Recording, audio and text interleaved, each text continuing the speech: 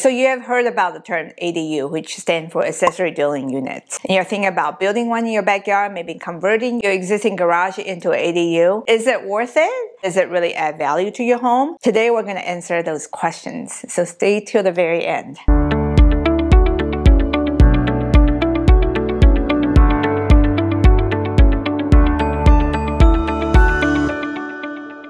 This is Heather Lin with Keller Williams Realty.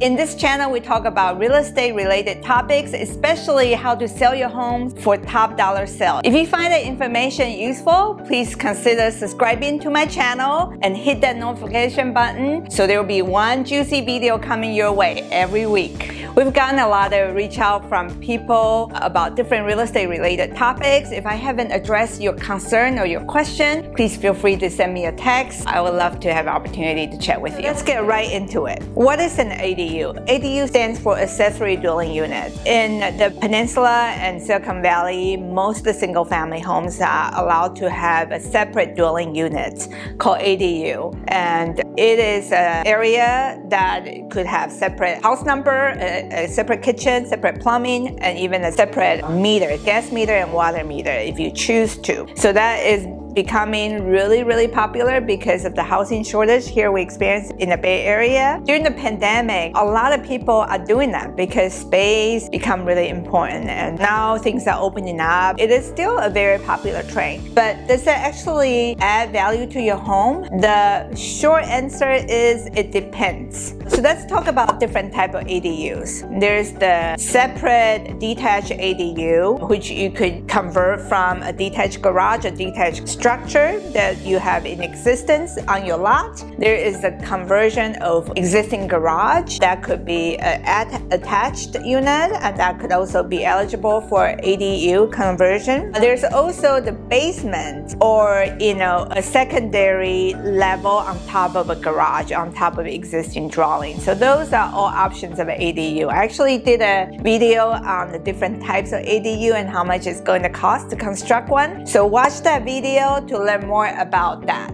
During the pandemic, a lot of people started to explore the idea of ADU because the need for space. Let's face it, we have been trapped in the house indoor for a whole year. So our definition of space and living space have greatly transformed over the last year. Let's take one of my clients, for example. They have a young toddler. They welcomed their first child two years ago. They bought a house with an existing ADU, a detached studio ADU at the backyard. They happen to have her in-law with her. So the in-law, mother-in-law, is able to stay in the ADU and provide assistance for childcare. So it works out perfectly to have an ADU. So this family have their separate living in the main house while the mother-in-law stay in the detached accessory dwelling unit in the backyard. They were able to hang out as a family, and they were able to go back to their separate space. So space-wise, it's an excellent idea to have that option. ADU can also be used as a guest cottage if you have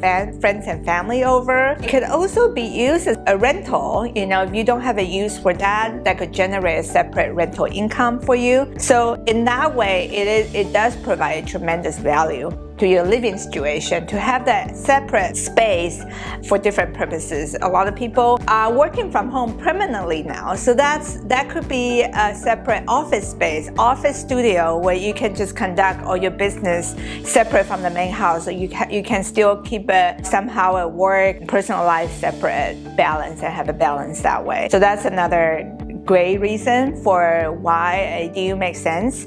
In terms of property value, it really depends. What I'm seeing that having an ADU does meet a lot of needs for people. So in general, if the buyer is looking at a home, a property with an ADU and without an ADU, given the same location, the same finishes of the house, the same price point, of course they're going to choose the property with an ADU. But we're not seeing a home with an accessory dwelling unit selling for significantly higher amount of price compared to one without it. So that might be something to consider. Obviously an ADU preferably would be converted with the permit, but a lot of people just went ahead and, you know, sheetrock their garage, add plumbing and electrical to the garage and call that ADU without a permit. So technically that could not be included in the tax record, and it may not reflect on the resale value because those square footage are not counted towards your legal living space. So that's not going to help you with your resale value. You might provide additional space for personal needs, but in terms of resale value, we're not seeing a consistent added value with a separate dwelling unit. So if you're thinking about resale value as a real estate agent, I am not seeing a huge justification for building an ADU if you were thinking that was going to significantly increase your property value. The other reason that you might want to consider is that people in construction are very busy now. Lumber prices have gone up. So if you are planning to build an ADU, it might take you more time and more budget to build one. So that might be something you want to talk to a real estate agent and talk to a contractor about to get the specifics before you actually decide to do that. So now you know a thing or two about how having an accessory dwelling unit could affect your property value. You might want to just check out how I actually converted my 2-car detached garage into an actual ADU, which I now call my guest cottage. Check out this video right here on how I did that.